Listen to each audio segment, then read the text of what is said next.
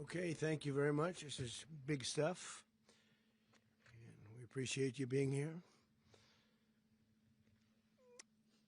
Late last night and early today, at my direction, the United States Armed Forces conducted an extraordinary military operation in the capital of Venezuela. Overwhelming American military power, air, land, and sea, was used to launch a spectacular assault. And it was an assault like people have not seen since World War II. It was a force against a heavily fortified military fortress in the heart of Caracas to bring outlaw dictator Nicolas Maduro to justice. This was one of the most stunning, effective, and powerful displays of American military might and competence in American history. And if you think about it, we've done some other good ones, like the attack on Soleimani, the attack on al-Baghdadi, and the obliteration and decimation of the Iran nuclear sites just recently in an operation known as Midnight Hammer, all perfectly executed and done. No nation in the world could achieve what America achieved yesterday, or frankly, in just a short period of time. All Venezuelan military capacities were rendered powerless as the men and women of our military, working with U.S. law enforcement, successfully captured Maduro in the dead of night. It was dark. The lights of Caracas were largely turned off due to a certain expertise that we have. It was dark, and it was deadly. But captured along with his wife, Celia Flores, both of whom now face American justice. Maduro and Flores have been indicted in the Southern District of New York, it's Jay Clayton, for their campaign of deadly narco-terrorism against the United States and its citizens. I want to thank the men and women of our military who achieved such an extraordinary success overnight with breathtaking speed, power, precision, and competence. You rarely see anything like it. You've seen some raids in this country that didn't go so well. They were an embarrassment. If you look back to Afghanistan, or if you look back to the Jimmy Carter days, they were different days. We're a respected country again, maybe like never before. These highly trained warriors, operating in collaboration with U.S. law enforcement, caught them in a very ready position. They were waiting for us. They knew we had many ships out in the sea, just sort of waiting. They knew we were coming. So they were in what's called a ready position. But they were completely overwhelmed and very quickly incapacitated. If you would have seen what I saw last night, you would have been very impressed. I'm not sure that you'll ever get to see it, but it was an incredible thing to see. Not a single American service member was killed, and not a single piece of American equipment was lost. We had many helicopters, many planes, many people involved in that fight. But think of that, not one piece of military equipment was lost, not one service member was, more importantly, killed. The United States military is the strongest and most fearsome military on the planet by far, with capabilities and skills our enemies can scarcely begin to imagine. We have the best equipment anywhere in the world.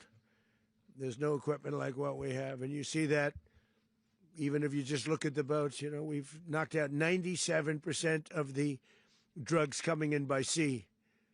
90%. Each boat kills on average, 25,000 people. We knocked out 97%. and those drugs mostly come from a place called Venezuela.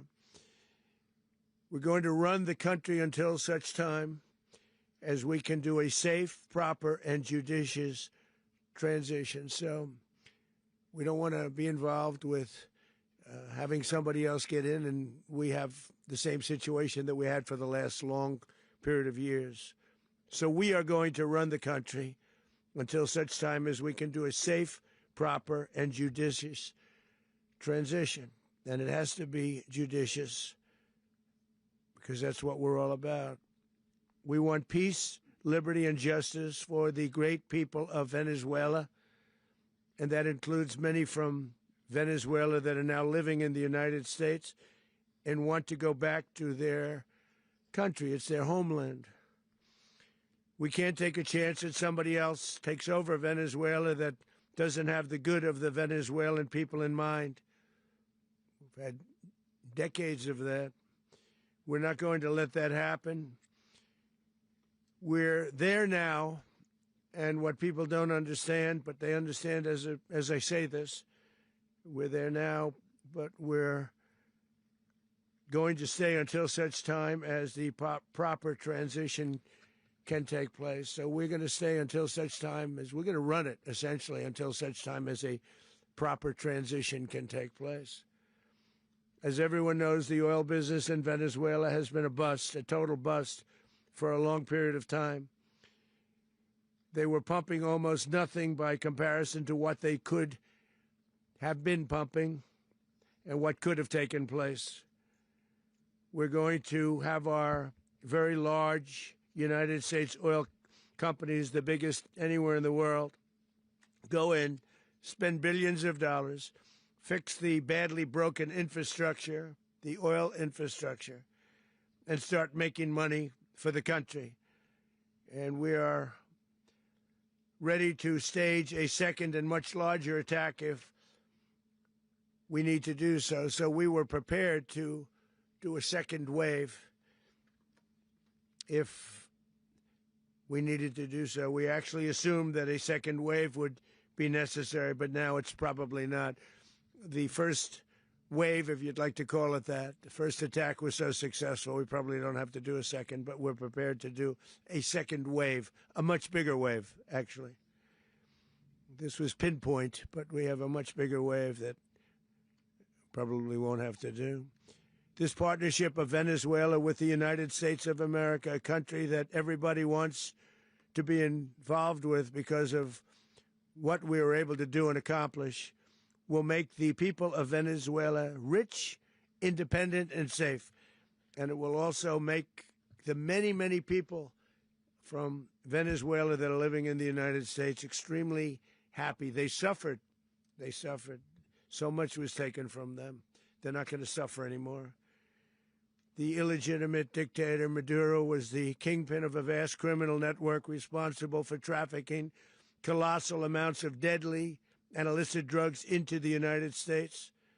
As alleged in the indictment, he personally oversaw the vicious cartel known as Cartel de las Solas, which flooded our nation with lethal poison, responsible for the deaths of countless Americans, the many, many Americans. Hundreds of thousands over the years of Americans died because of him.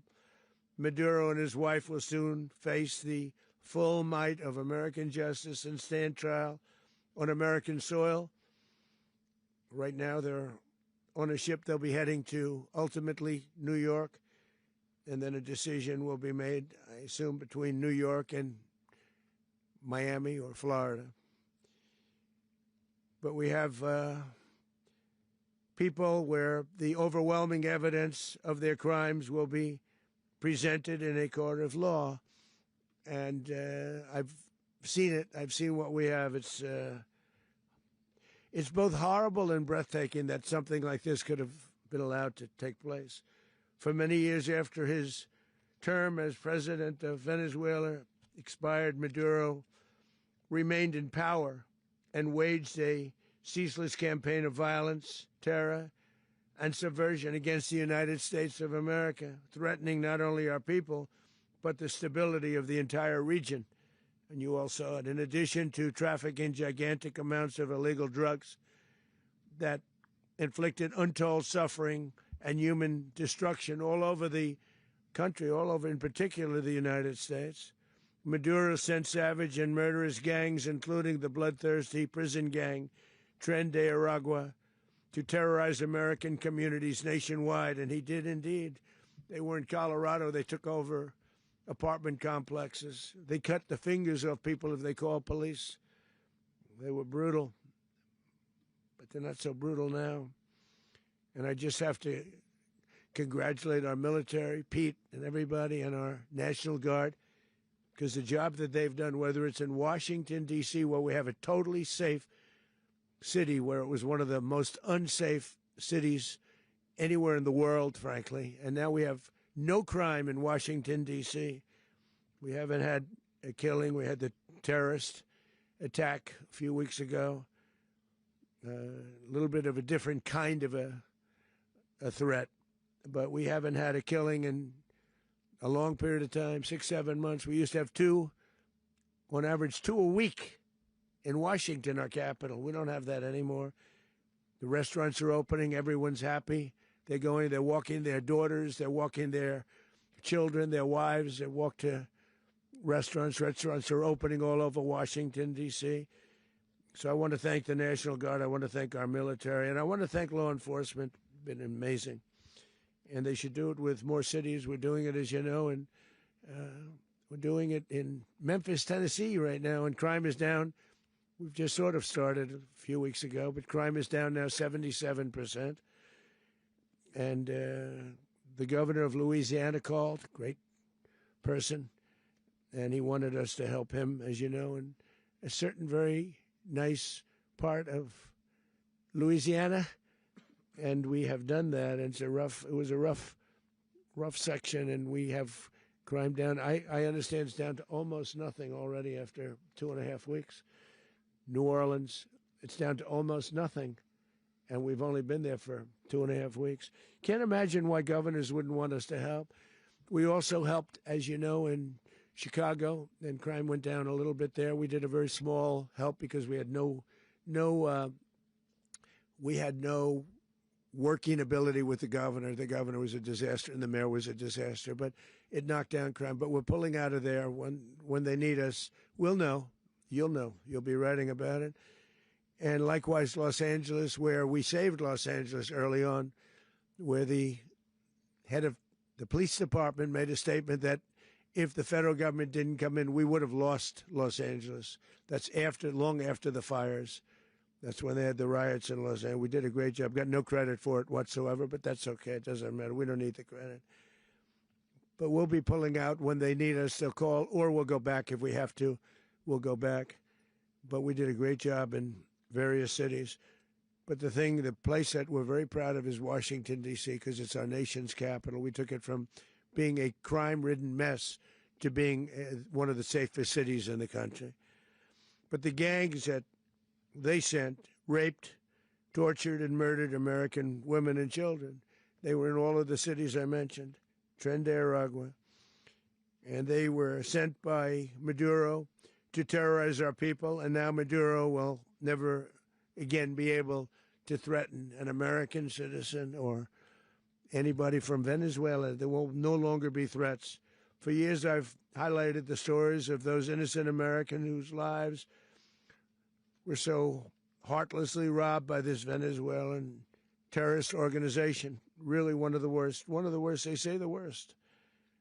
Americans like 12-year-old Jocelyn Nungari from Houston. Beautiful Jocelyn Nungari, what happened to her?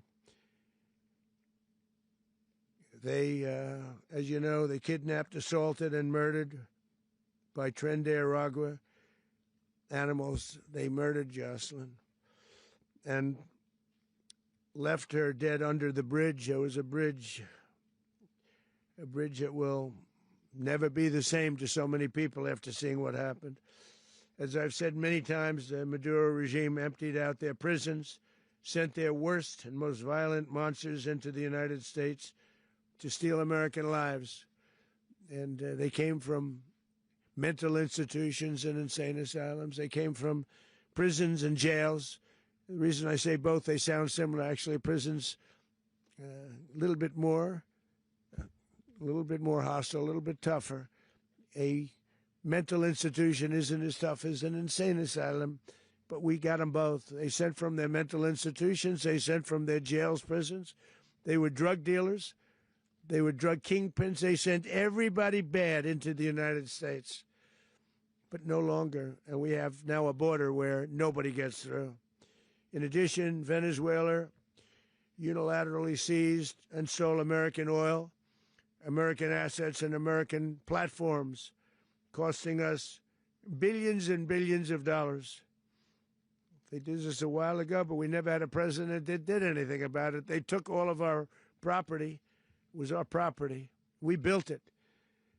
And we never had a president that decided to do anything about it. Instead, they fought wars that were 10,000 miles away. We built Venezuela oil industry with American talent, drive, and skill, and the socialist regime stole it from us during those previous administrations, and they stole it through force. This constituted one of the largest thefts of American property in the history of our country. Considered the largest theft of property in the history of our country. Massive oil infrastructure was taken like we were babies, and we didn't do anything about it. I would have done something about it. America will never allow foreign powers to rob our people or drive us back into and out of our own hemisphere. That's what they did. Furthermore, under the now deposed dictator Maduro, Venezuela was increasingly hosting foreign adversaries in our region and acquiring menacing offensive weapons that could threaten U.S. interests and lives. And they used those weapons last night. Potentially in league with the cartels operating along our border. All of these actions were in gross violation of the core principles of American foreign policy, dating back more than 2 centuries, and not anymore. All the way back, it dated to the Monroe Doctrines, and the Monroe Doctrine is a big deal, but we've superseded it by a lot, by a real lot. They now call it the Monroe Document. I don't know. It's Monroe Doctrine. We sort of forgot about it. It was very important, but we forgot about it. We don't forget about it anymore. Under our new national security strategy, American dominance in the Western Hemisphere will never be questioned again. Won't happen. So just in concluding, for decades, other administrations have neglected or even contributed to these growing security threats in the Western Hemisphere. Under the Trump administration, we are reasserting American power in a very powerful way in our home region. And our home region is very different than it was just a short while ago. The future will be, and we did this in my first term. We had great dominance in my first term, and we have far greater dominance right now. Everyone's coming back to us. The future will be determined by the ability to protect commerce and territory and resources that are core to national security. These are core to our national security. Just like tariffs are, they've made our country rich, and they've made our national security stronger than ever before. But these are the iron laws that have always determined global power. And we're going to keep it that way. We will secure our borders. We will stop the terrorists. We will crash the cartels, and we will defend our citizens against all threats, foreign and domestic. Other presidents may have lacked the courage or whatever to defend America, but I will never allow terrorists and criminals to operate with impunity against the United States. This extremely successful operation should serve as warning to anyone who would threaten American sovereignty or endanger American lives. Very importantly, the embargo on all Venezuelan oil remains in full effect. The American Armada remains poised in position, and the United States retains all military options until United States demands have been fully met and fully satisfied. All political and military figures and Venezuela should understand what happened to Maduro can happen to them, and it will happen to them if they aren't just, fair, even to their people. The dictator and terrorist, Maduro, is finally gone, and Venezuela people are free. They're free again. It's been a long time for them, but they're free. America is a safer nation. This morning, it's a prouder nation this morning because it didn't allow this horrible person and this country that was doing very bad things to us. It didn't allow it to happen. And the Western Hemisphere is right now a much safer place to be. So I want to thank everybody for being here. I want to thank General Raisin Kane. He's a fantastic man. I've worked with a lot of generals. I worked with some I didn't like. I worked with some I didn't respect. I worked with some that just weren't good. But this guy is fantastic. I watched last night one of the most precise attacks on sovereignty. I mean, it was an attack for justice. And I'm very proud of him, and I'm very proud of our Secretary of War, Pete Hegseth, who I'm going to ask to say a few words. Thank you very much. Mr. President, can you explain how the U.S. will run Venezuela? Well, thank you, Mr. President. Finally, a commander-in-chief the world respects and the American people deserve. And as the President said, words can barely capture the bravery and the power and the precision of this historic operation. A massive joint military and law enforcement raid flawlessly executed by the greatest Americans our country has to offer. American warriors are second to none, the best in the world and the best of our country. What all of us witnessed last night was sheer guts and grit, gallantry and glory of the American warrior. I'm simply humbled by such men. And I tip my hat to our chairman, Dan Raisin Kane, and all those Americans who stood watch last night. Our warriors are the elite of America, and again, President Trump has your back. No other country on planet Earth, and it's not even close, could pull this kind of operation off. And no other president has ever shown this kind of leadership, courage, and resolve, the most powerful combination the world has ever seen. As the President said, our adversaries remain on notice. America can project our will anywhere, anytime. The coordination, the stealth, the lethality, the precision, the very long arm of American justice, all on full display in the middle of the night. Nicolas Maduro had his chance, just like Iran had their chance, until they didn't and until he didn't. He effed around, and he found out. President Trump is deadly serious about stopping the flow of gangs and violence to our country. Deadly serious about stopping the flow of drugs and poison to our people. Deadly serious about getting back the oil that was stolen from us.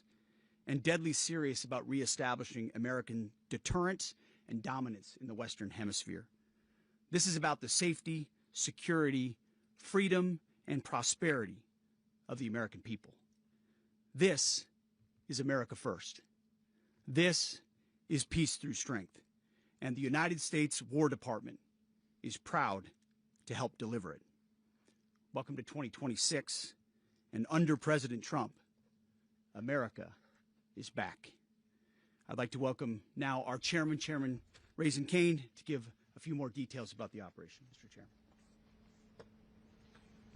Thank you, Mr. Secretary. Thank you, Mr. President, and good morning.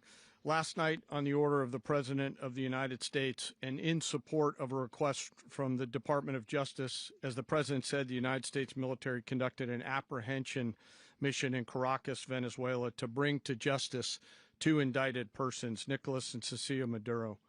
This operation, known as Operation Absolute Resolve, was discreet, precise, and conducted during the darkest hours of January 2nd and was the culmination of months of planning and rehearsal, an operation that, frankly, only the United States military could undertake. What I'd like to do this morning is talk to you through some of the preparation and the details without compromising any of our tactics, techniques, and procedures. There is always a chance that we'll be tasked to do this type of mission again. Our interagency work began months ago and built on decades of experience of integrating complex air, ground, space, and maritime operations. While the past 2 decades have honed the skills of our special operations forces, this particular mission required every component of our joint force, with soldiers, sailors, airmen, Marines, and Guardians working in unison with our intelligence agency partners and law enforcement teammates in an unprecedented operation. We leveraged our unmatched intelligence capabilities and our years of experience in hunting terrorists, and we could not have done this mission without the incredible work by various intelligence agencies, including the CIA, NSA, and NGA. We watched, we waited, we prepared, we remained patient and professional. This mission was meticulously planned, drawing lessons from decades of missions over the last many years, many missions over these last many years. This was an audacious operation that only the United States could do. It required the utmost of precision and integration within our joint force.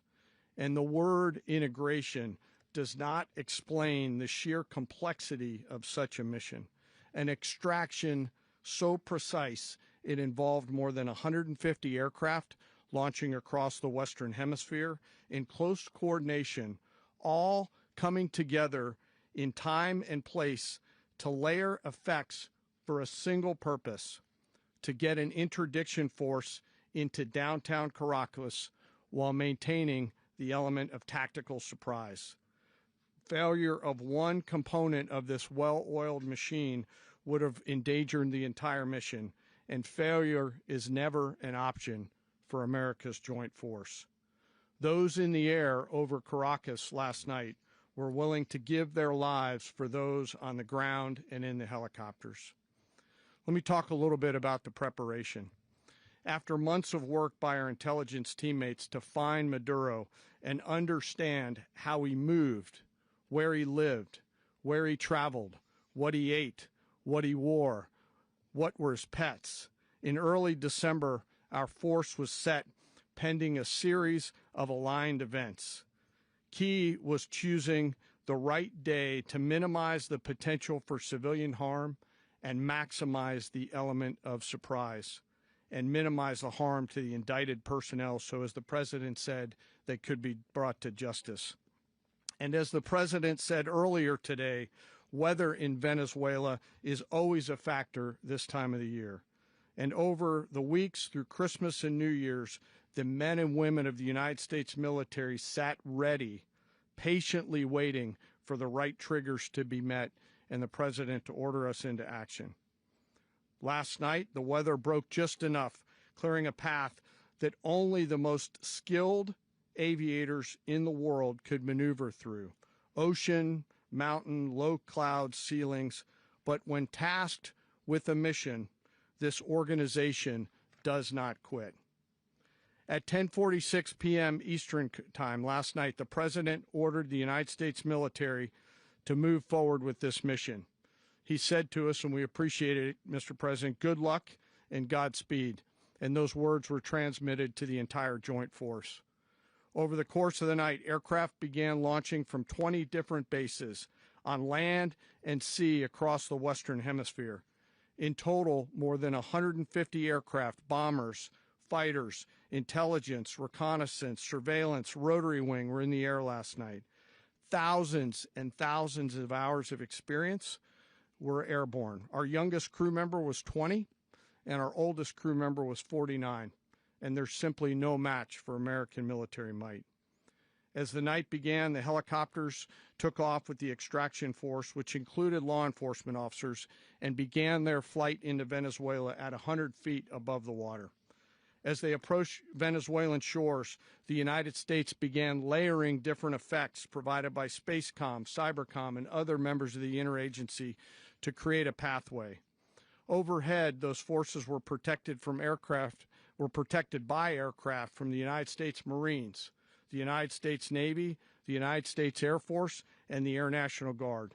The force included F-22s, F-35s, F-18s, EA-18s, E-2s, B-1 bombers, and other support aircraft, as well as numerous remotely piloted drones.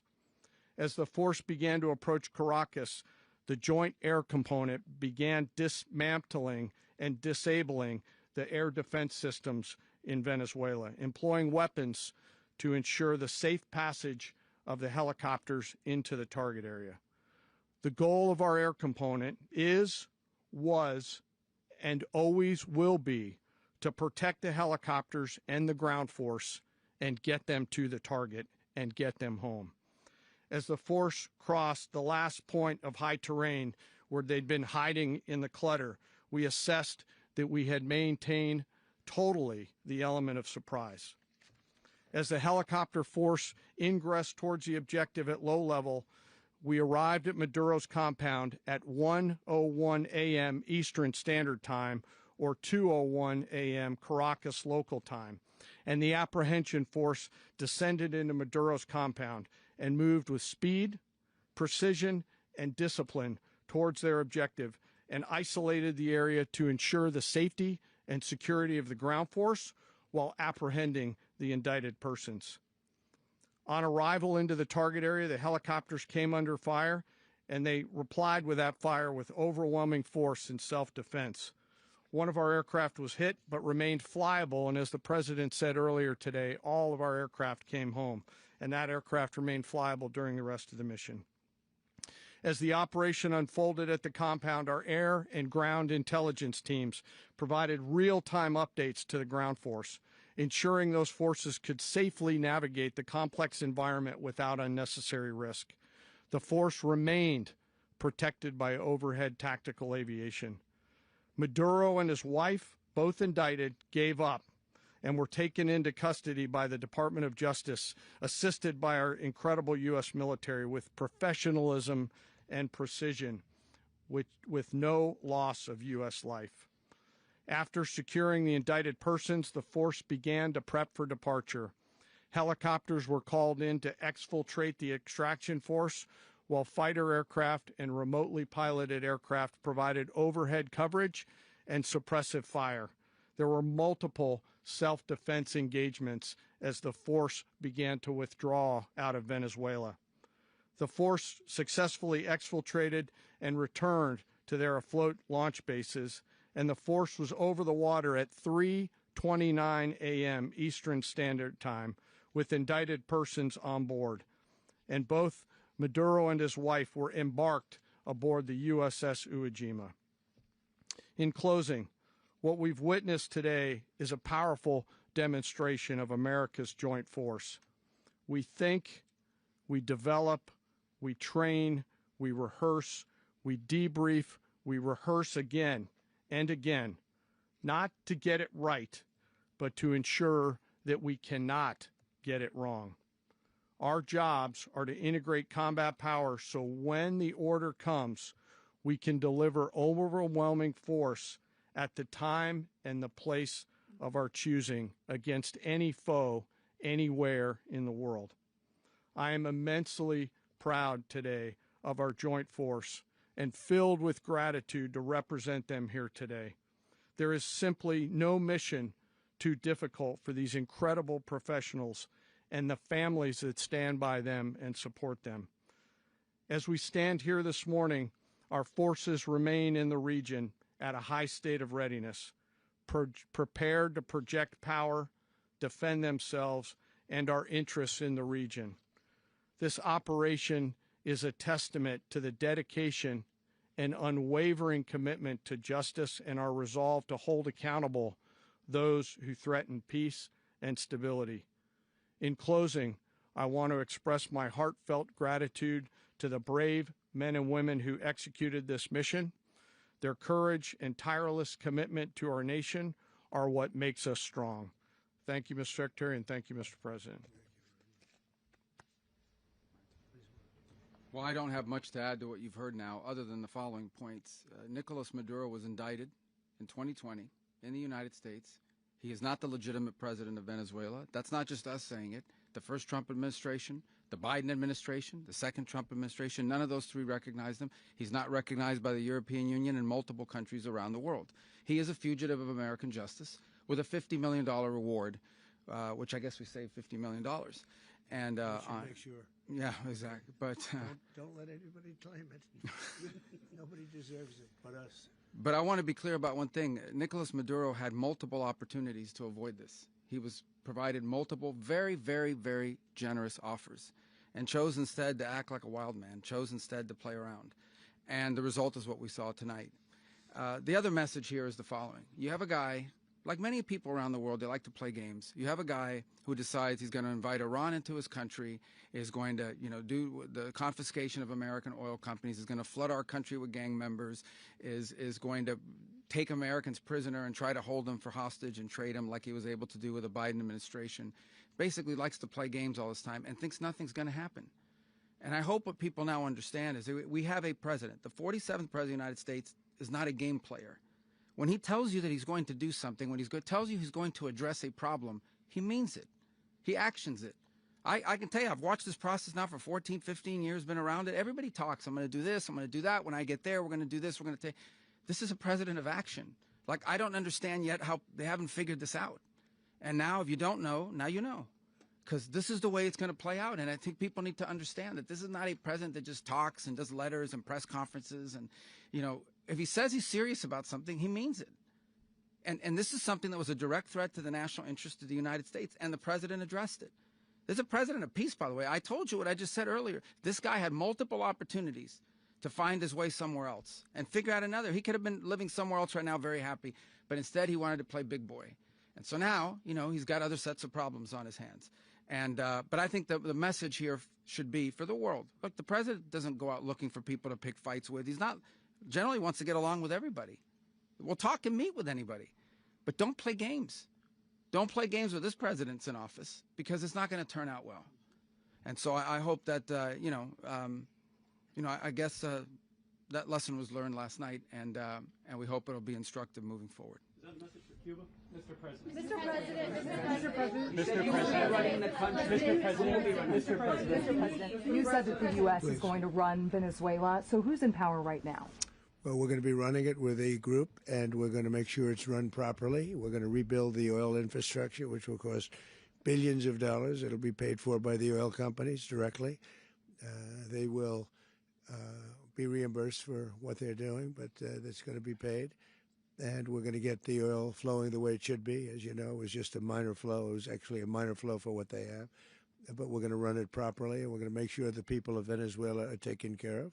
We're going to make sure the people that were forced out of Venezuela by this thug are also taken care of.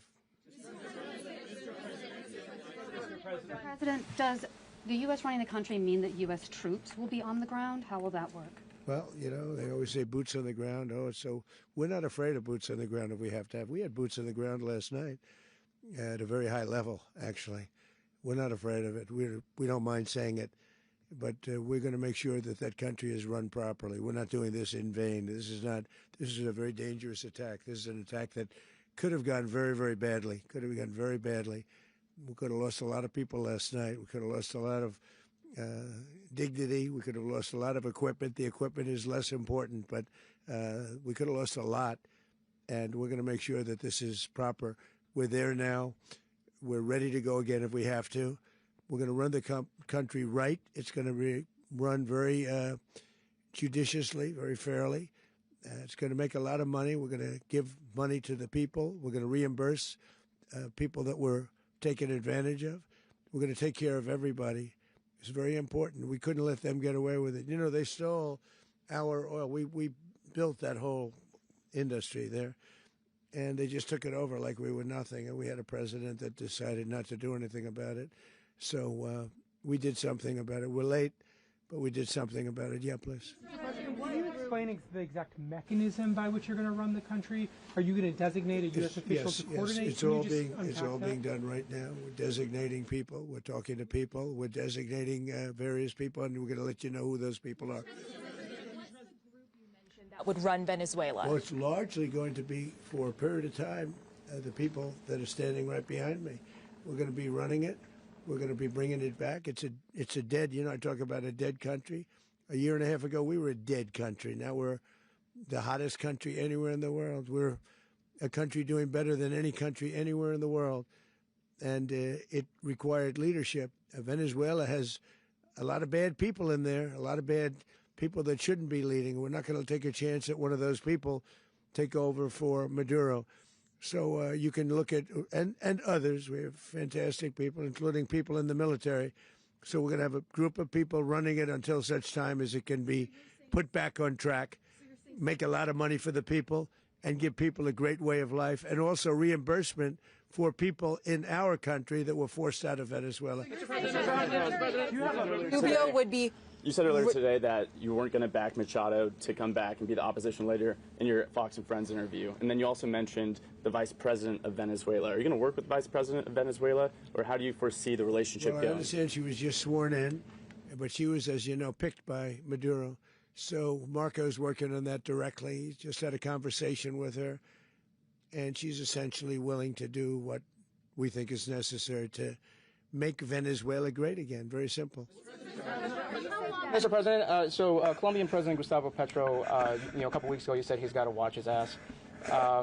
And today, he said he's not concerned about anything happening to him in the aftermath of this operation. So, just what your message is about that? Well, he has cocaine mills. He has factories where he makes cocaine.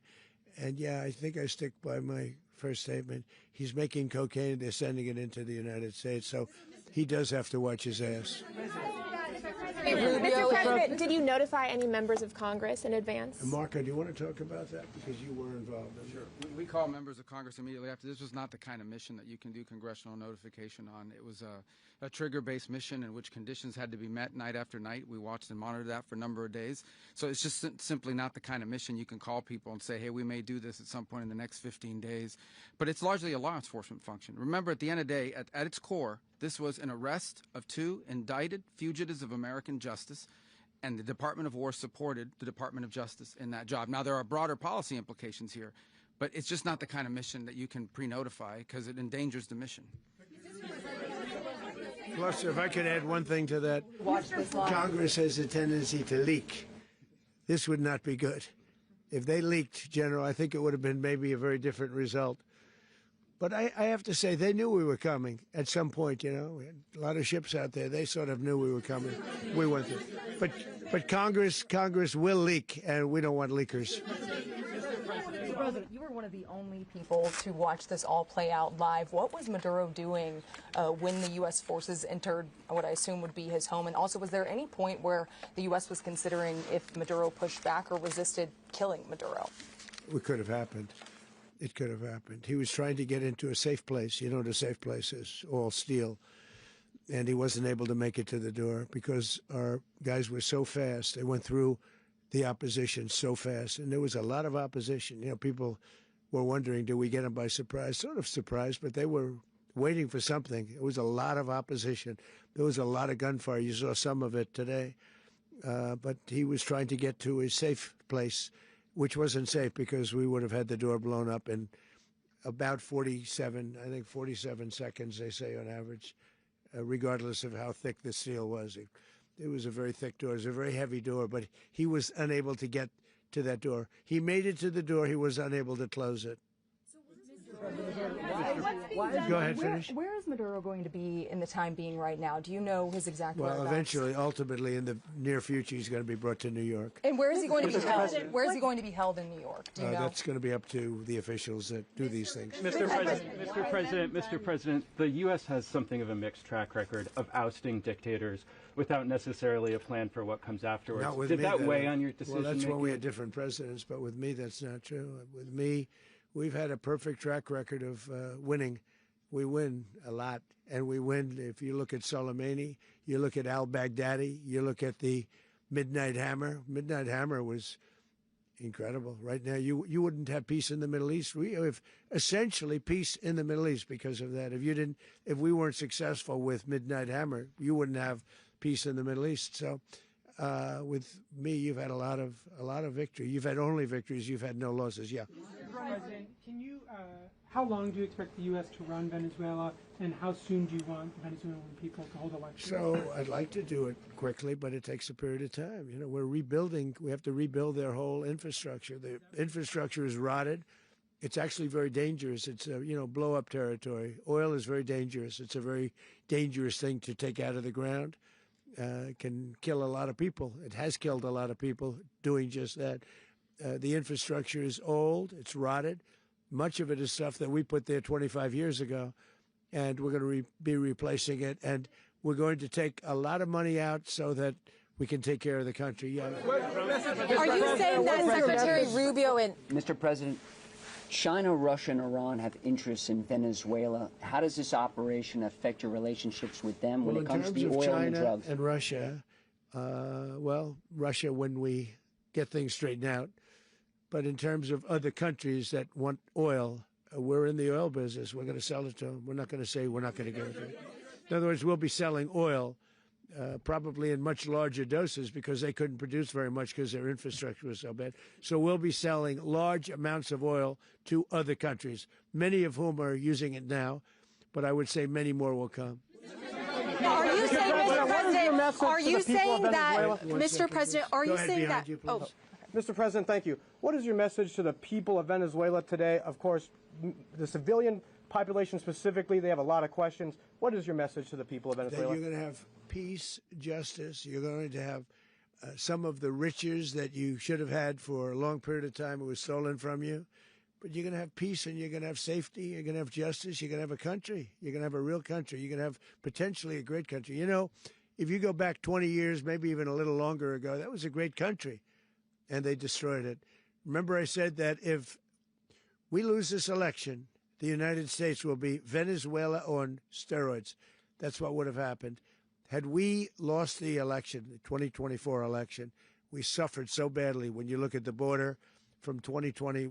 What they did, what Joe Biden administration did to our country should never be forgotten.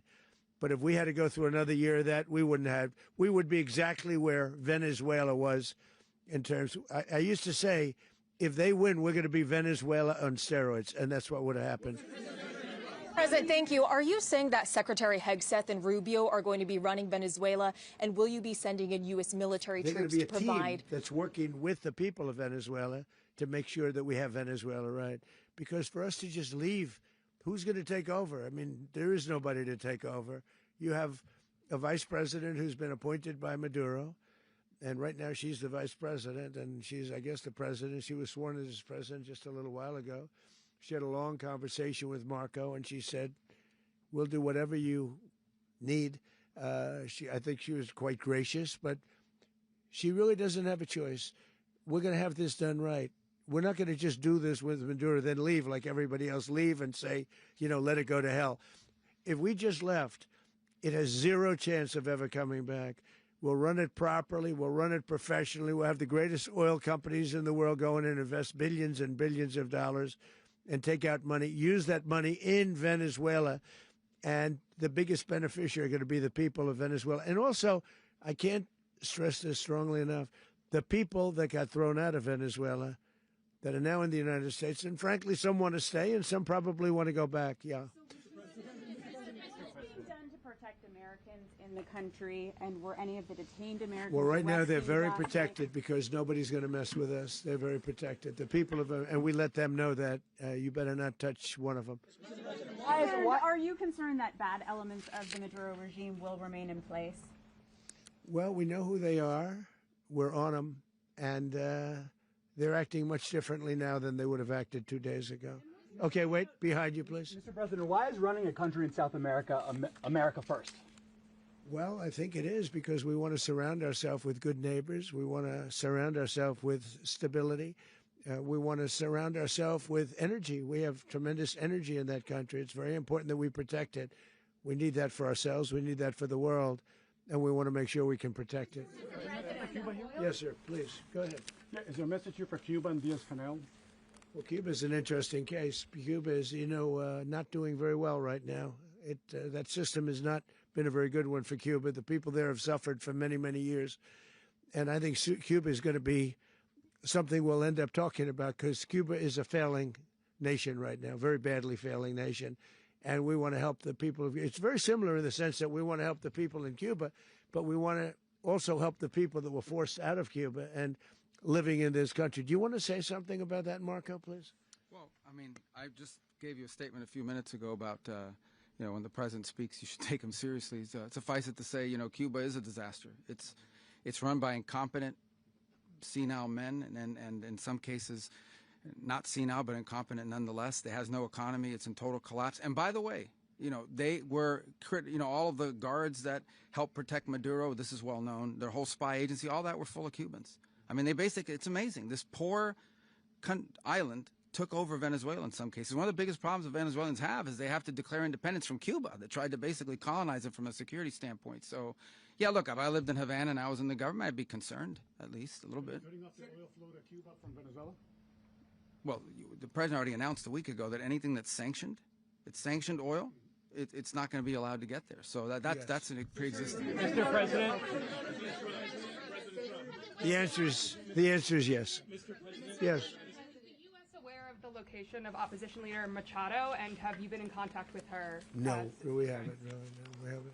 Mr. President. Do you have any hesitations about Machado? Mr. President, on Monday. Oh, I think it would be very tough for her to be the leader. She doesn't have the support within or the respect within the country. She's a very nice woman, but she doesn't have the respect to be the leader. Mr. President, is it possible that the U.S. ends up administrating Venezuela for years? You know, well, you know, it won't cost us anything because the money coming out of the ground is very substantial. So it's not going to cost us anything. We will.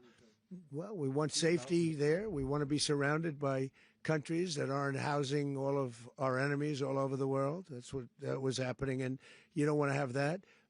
But we're going to be rebuilding, and we're not spending money. The oil companies are going to go in. They're going to spend money. We're going to take back the oil that, frankly, we should have taken back a long time ago. A lot of money is coming out of the ground. We're going to get reimbursed for all of that. We're going to get reimbursed for everything that we spend. So it's going to be a very important. This is a very big evening that took place last night. We have to be surrounded by safe, secure countries, and we also have to have energy. Very important. We have to have energy that's real energy, not where they're getting 4% and 5% of the energy out of the ground. You take a look. It was such a disaster. So what's going to happen with Venezuela, I think, over the next period of a year, is going to be a great thing, and the people of Venezuela will be the biggest beneficiaries. Mr. President, Going to send in the U.S. military. Mr. President, thank you. What did you last speak to Maduro about when you spoke? And is the Well, U.S. I don't want to get into the Venezuela? conversations, but I did have conversations with him, and I said, you got to surrender. And I actually thought he was pretty close to doing so, but now he wished he did, yeah. You said that Maduro is responsible for drug trafficking. You recently pardoned the former president of Honduras, who was convicted on many drug trafficking. Can you explain how these two situations are different? And would you ever pardon Maduro? I endorsed, as you know, the winning president, the man who won in Honduras. I endorsed the man who won in Chile. I endorsed the man who won in Argentina. And we are doing very well with that whole group. What the man that I pardoned was, if you could equate it to us, he was treated like the Biden administration treated a man named Trump. That didn't work out too well for them. This was a man who was persecuted very unfairly. He was the head of the country. He was persecuted very unfairly. And there are a number of them. And we felt that it was a very unfair situation that happened to him. He's also a party member of the man who won. So obviously the people liked what I did. And one of the reasons that was done is because of the fact that the party in power felt very strongly that that man was treated very badly. I studied it very quickly, and then I studied it in great detail. I went to a lot of the people standing behind me, and they felt that that man was persecuted and treated very badly. That's why I gave him a pardon. You referenced boots on the ground earlier. Can you just sort of button this up? Do you envision the U.S. military having a presence in Venezuela as the U.S. runs that country? No, we're going to have a presence in Venezuela as it pertains to oil, because we have to have, we're sending our expertise in. So you may need something, not very much. But no, we're going to be taking out a tremendous amount of wealth out of the ground. And that wealth is going to the people of Venezuela and people from outside of Venezuela that used to be in Venezuela. And it goes also to the United States of America in the form of reimbursement for the damages caused us by that country. So I want to thank you all very much. Thank you. Do you have one? Yes, please. You were so nice before. I'm going to give you the final question. Go Thank ahead. you, Mr. Unless President. it's a bad question, in It's which about case I'll Putin. go one word. It's about who? It's about Putin, if you want. About Putin. Well, that's Okay. always nice You had to a talk phone. about Putin.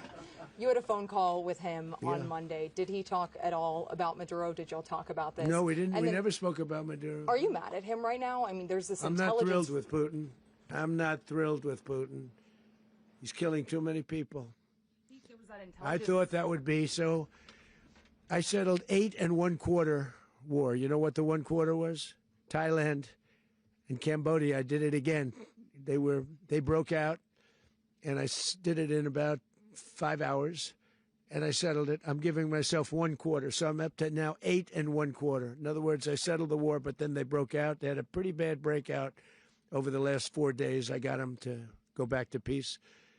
So I only give 1/4. I thought the easiest one would be, one of the easier ones would be Russia, Ukraine.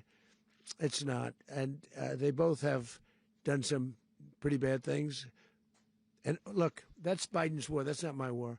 But I want to stop the lives. Did you see where last month, 30,000, it was 27,000 the month before. 30,000, mostly soldiers, were killed this last month. 30,000. I want to stop that. You know, I got NATO to pay 5% instead of the 2% that they weren't paying. They weren't paying 2, now they pay 5. And we send them a lot of munitions. We send them a lot of things, missiles and various other things, a lot. And they pay. The United States is not losing money. We're probably making money on that.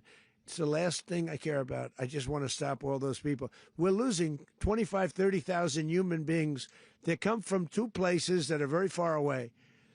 But if I can stop, because it's something I've been pretty good at doing, deals, I guess. It's all a deal. Life is a big deal. But if I can stop that war and stop 30,000 young people, in addition to the fact that people are being killed in Kiev, people are being killed in other cities throughout, a much smaller number, but they're being killed, viciously killed. So I'm not happy about it. I thought that would be something that would get solved. We have Mr. Witkoff here. I think that we're making progress, but that's a war that should have never happened. If I were president, it would have never happened. Putin says it. Everybody says it. If I were president, that would have never happened. But I inherited that war. That was Joe Biden, Zelensky, and Putin. I came into the situation, and it's a mess. And I will say this. I watched an operation last night that was so precise, that was so brilliant. I mean, it was incredible. If we had our people, like this general and our people involved, that war would not have gone on very long, that I can tell you. That war, to use an old term, that war has become a bloodbath, and we want it to get stopped. Thank you very much. Are you concerned a rogue Venezuelan general can take over the country? Can you talk about your conversation with the Vice President?